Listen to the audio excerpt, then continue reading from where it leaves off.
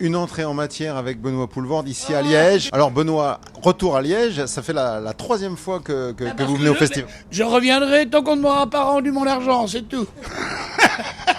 J'ai investi dans le tram, ça fait 5 ans que j'attends le retour. Vous savez, quand on met comme moi, je suis un petit épargnant, j'ai mis 12 000 euros dans le tram il y a 42... quand j'avais 15 ans, ma mère a mis ça sur mon compte d'épargne, elle me dit « Action sur le tram à Liège ». J'ai 60 ans, les actions ne me rapportent rien. Aucun retour sur Je investissement. voudrais juste vendre mes actions. Mais on comprend que c'est une quête tout à fait légitime. Alors, vous venez présenter le film L'Art d'être heureux. Non, pas moi. En compagnie du réalisateur, Stéphane Liberski, qui est là. Oui. Un petit mot sur ce personnage, Jean-Yves Machon. Oh mon Dieu, si vous ne m'aimez pas, n'allez pas le voir. Il est plus bavard que moi, pour d'autres raisons. Il fait de l'art. Liège n'est pas la dernière ville à accueillir une grande population d'artistes. Et les artistes, pensent, s'y retrouveront. Il existe des artistes où on se demande, mais que font-ils ? Et lui se réfugie dans le concept. C'est la réponse de Jean-Yves Machon. Alors je ne veux pas me moquer des gens qui s'appellent Machon, ni des gens qui s'appellent Jean-Yves. Mais des gens qui s'appellent Jean-Yves Machon, c'est déjà tout un programme. Il est conceptualiste, il expose le vide. Et nous, ça nous a fait rire, Stéphane Liberski. J'ai fait des études d'histoire de l'art, enfin j'ai même fait des études d'art. Et Stéphane aussi, le réalisateur, on a énormément ri sur les gens qui se prennent la tête qui se tortillent le cul pour chier droit, alors que tu dis, il n'y a rien. Voilà. Et donc voilà, c'est un film d'1h50 sur un mec. Les gens, grossièrement, diraient qu'il se la raconte. Pardonnez-moi, je fais un petit rototo champagne. Et je sens votre micro, on souffre beaucoup. Et je vais vous épargner mon haleine parce que je pense que j'y ai adjoint une petite tranche de jambon. Et c'est totalement disgracieux, je vous le conseille. On revient sur la discussion. Oui, on revient sur Jean-Yves Machon. Alors, il est dans le verbe, il est dans l'érudition. Il est dans la dialectique, il est dans la logorée. Alors, on dirait toujours une logorée. C'est très méchant. Si, c'est une logorée. C'est une logorée... Vous savez, les gens qui se justifient tout le temps par des citations, vous voyez, des experts, des spécialistes, et qui sont toujours assez hautains. Vous savez, il y a une manière de parler aux autres, soi-disant parce qu'on est... Et de mépriser celui qui regarde. Parce que je peux vous montrer des expositions où vous ne comprenez strictement rien. Le type vous expose, je veux dire, une planche à cabinet. Du moment qu'il peut justifier l'existence de la planche à cabinet, on est tous censés l'aimer. Mais hélas, en art contemporain, Duchamp l'a fait et bien avant Duchamp, bien avant, il y a eu des artistes qui ont fait des tableaux où ils se moquent déjà. Donc, nous, ce qu'on fait, c'est faire... On va mettre tous les clichés, les stéréotypes de tous ces gens qui se la pètent, qui livrent tous les combats sans jamais y participer. Et voilà, ce film, il fait rire. Ce type veut défendre toutes les minorités. En même temps, on en connaît tous des Machons. Des Jean-Yves Machon. C'est pas un prénom facile à porter. Oui, alors les Machons qui sont votre personnage, c'est les sachants.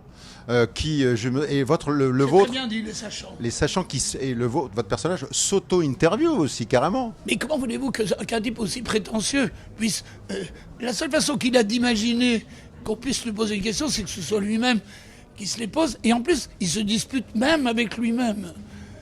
Comme une forme de... Vous savez, les gens adorent. Parfois, il y a des gens qu'on ne contredira pas. Et les gens adoreraient être contredits. Alors que, vous savez, si moi je vous dis, je trouve qu'il y a trop de misère dans le monde, vous pouvez vous arrêter là et dire oui. Vous n'êtes pas obligé de renchérir sur la question. Mais les gens qui veulent absolument parler vont vous dire, il y a trop de misère dans le monde, et ils attendent que vous posiez une autre question, comme si vous alliez dire quelque chose d'intelligent. Mais vous n'allez rien dire d'intelligent, vous allez dire, et il faudrait qu'on y remédie, voilà. Et tu dis, fuck, c'est beaucoup de phrases pour dire que tu ne sais rien et que tu emmerdes tout le monde avec ton verbe.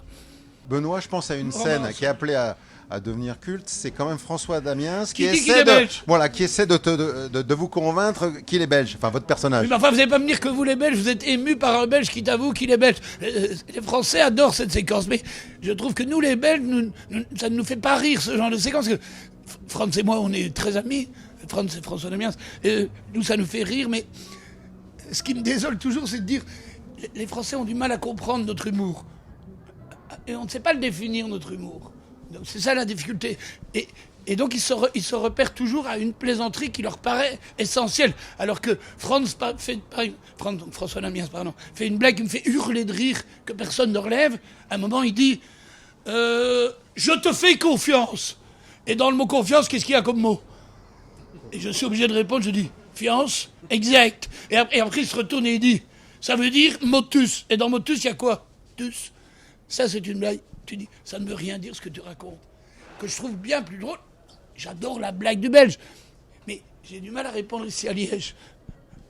Une blague où les Français me l'ont déjà fait remarquer, comme si un Belge riait de ne pas s'entendre dire qu'il est belge. Je dis, non, dans ce film, il y a bien plus de blagues que nous, seuls nous les Belges, nous comprenons.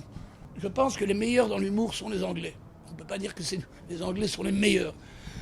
Mais nous nous rapprochons beaucoup d'un humour qui est... Nous n'avons pas de... Et souvent on me demande de le définir, l'humour belge. Je dis, mais de toute façon, c'est comme définir des rapports sexuels. Tu dis, comment vous vous définissez? Vous attrapez vite, vous baisez à cheval, vous êtes... Non, l'humour c'est comme baiser, tu n'en parles pas. Si tu fais des émissions dessus, c'est que tu as un petit problème. Donc tu dis, on ne sait jamais définir. Mais je peux dire que oui, nous avons un humour singulier. Et celui-là, écoutez, c'est notre dernière chance. Je me suis dit, à Liège, je pense qu'ils peuvent nous comprendre. Oui. Je sais, beaucoup de gens nous ont dit, on ne comprend pas très bien de quoi ça parle. Ben si, d'un artiste maudit, avec des blagues qui sont typiquement belges. Mais alors, dire typiquement belge, c'est comme si on parlait d'une saucisse. Mais tu dis... pourquoi pas, ma foi, faisons un film d'une saucisse. On y rajoutera par-ci, par-là, une moutarde ou un... Voilà, on pourra l'assaisonner. Mais ce personnage de Jean-Yves Machon, oui. il est extrêmement touchant. Il a vraiment une belle épaisseur humaine. Ah, parce que ça m'émeut, moi, les gens qui se trompent. Enfin, il ne se trompe pas, il est tout seul, il n'a pas d'amis. Vous savez, les gens très intelligents, parfois, ils ont souvent mauvaise haleine. Non, mais c'est vrai, ils ont des mauvaises haleines, ils ont des grosses lunettes, ils discutent de... Non, je ne dis pas ça pour vous. Non, non! Oh non, merde! Non, ne prends pas comme... Mais moi, j'ai des grosses lunettes dans... Non, tu n'as pas... Et à mon avis, la mienne doit être bien plus redoutable que la tienne. J'ai une haleine de sioux. Les Québécois diraient de caribou, mais... Oui, peu de Québécois ont pu partager une petite discussion à bâton rompu avec un caribou. En général, ils les abattent et ils les mettent sur leur mur. Ce sont ces gens où tu dis, off, qu'il a une haleine de... Parfois, l'intelligence pue de la gueule. On ne peut pas dire mieux. Tu dis, écoutez, mon vieux, vous êtes brillant, mais vous puez de la gueule. Mais imagine-toi que tu demanderais à un type, avant la guerre nucléaire, et il y a deux personnes. Il y a une fille qui a une très très bonne haleine, et c'est la fin, c'est la guerre nucléaire. Tu dis, donne-moi le code, et je peux arrêter la guerre nucléaire. Et t'en as un qui est là, avec une haleine de bonnet dégueulasse, et une fille superbe qui dit, non, c'est moi qui ai le code. Et l'autre dit, non, c'est moi qui ai le code. Est-ce que naturellement, tu n'irais pas vers la fille? Eh ben non, tu irais vers celui qui a une mauvaise haleine. Et pourtant, c'est la fille qui avait bonne haleine qui avait le code. C'est une sacrée question. Demande à tes auditeurs de répondre à ça. Voilà, et de réfléchir à la question. Allez, il est là le problème, il est là. Et oui. C'est comme je dis, est-ce qu'on fait confiance à quelqu'un de beau? Mais c'est difficile d'avoir comme copain dans un train où tu te dis, bon, on va résoudre les histoires de la guerre, et tu dois prendre le train. Mais même un jet, hein, dans un jet privé, on imagine, c'est la fin du monde, un jet. C'est la fin du monde et tu te dis on a 1h30 pour aller jusqu'à Washington. Mais si ton voisin a une mauvaise haleine, tu te dis putain, je vais finir ma vie et le monde doit se terminer avec un type qui a une mauvaise haleine et qui me dit je vous l'avais dit. Je dis toujours oh putain non, je préfère mourir en bas. Sans solution. Je me permets une petite digression, Benoît. Si je peux me permettre, je suis l'enfant de digression. Et comme je dirais très bien dans un film qui fut quand même, qui m'a fait naître au cinéma, tu ne te permets juste rien du tout. Tu vas me nettoyer ce vilain micro et ensuite tu te permets. L'amour ouf est un triomphe en salle et le bouquin, c'est vous qui l'avez recommandé à Gilles Lelouch. Absolument. Et comme c'est moi qui ai fait découvrir La dilution de l'artiste. Oui, absolument. Pour l'art d'être heureux. Je serais peut-être plus doué à lire des livres et à conseiller aux gens de les adapter. C'est vrai. Mais je n'en tire aucune gloire, J'aime beaucoup lire. Donc j'ai lu des tas de livres. Vous savez que même... Je vais vous donner un scoop. J'avais rencontré Luc Besson pour lui dire tu dois adapter la vie d'Alan Turing. Vous voyez qui c'est Alan Turing? Alors, c'est un mathématicien il est très aimé dans le milieu de... Moi, je n'y connais rien, mais en informatique, il y a eu un film qui s'appelle... Voilà. Eh bien, je l'avais fait avant. J'ai été voir Luc Besson en disant, tu veux faire un film? Fais un film sur Alan Turling et mets Johnny Depp. Mets Johnny Depp et fais-le, parce que la plus grande bataille d'Alan Turling est contre les gens qui refusent l'homosexualité. Parce qu'il était condamné. Il était condamné de 2, 3, 4, 5 fois et on l'a obligé à croquer. C'est la légende. Mais je me rappelle en avoir parlé avec Luc Besson. Je lui ai dit, adaptez ça. Je ne pense pas avoir le nez fin. En revanche, je lis tellement que, forcément, à un moment, je dis, ça, je pense que c'est un truc qui est hyper adaptable. Mais j'ai déjà demandé au truc, puisque à un moment, je ne tournerai plus. Je demande aux conseillers de lecture Une émission télé littéraire? Non.